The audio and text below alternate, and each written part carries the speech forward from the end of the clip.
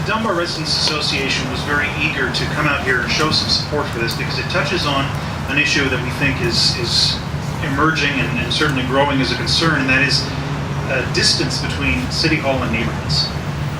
Not carrying on with planning. By planning, we don't mean instant, spot by spot, let's look at each individual building project as though it's its own universe, but planning that goes over years, that looks at neighborhoods, that looks at areas and says, what does it look like? What should it look like in 10 years' time? What are the issues that are concerned here?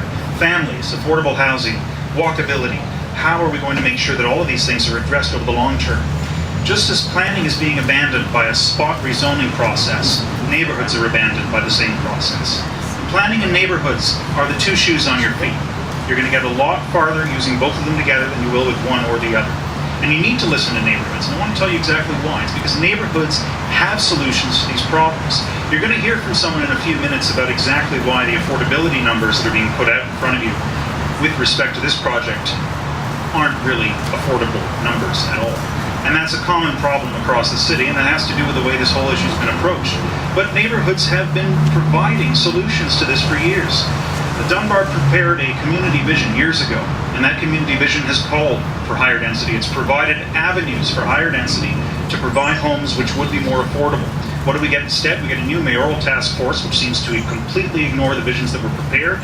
We had a Globe and Mail article just a couple days ago talking about the fact that the city has no plan whatsoever for row houses, townhouses, all this sort of higher density development which fits with the characteristic of these neighborhoods, and in fact is called for in the visions prepared by these neighborhoods, endorsed by the people who live there.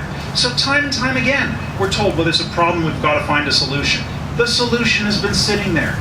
You're not talking to people. You're not listening to people. You're not listening to neighborhoods. They're what build this city. And if you don't listen to neighborhoods, you're not going to learn how to make affordable housing, how to increase density.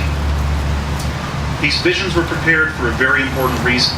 Now, the idea that this neighborhood is calling for a vision means that you're going to have an opportunity to hear more ideas, a broader consultative process to come up with ways to make the West End a community that retains its current values but meets future objectives. People are going to suggest that when a community calls for adhering to neighborhood values, they're really saying we're conservative, we don't want change. That's absolute nonsense. Look again at the visions that are out there, those that have been prepared. They call for change, they show the way to change, and they accept that change is necessary. What's happening instead is a lack of consultation. And the lack of consultation is evident when you look at the difference between what the planners say in terms of changes to the structure you're looking at here, 1401 Comox, and the sorts of comments which were made by members of the community. Comments that are linked to a community center, which has now been abandoned, right? Comments which have to do with the overall size and scale of the project, which has not been meaningfully altered. Now they say, well, there have been significant changes. Well, of course there have been significant changes. There's all sorts of changes that go on in the development process. The question is, are these changes meaningful responses to community input? Are they meaningful responses to what the neighborhood has been able to contribute to the discussion?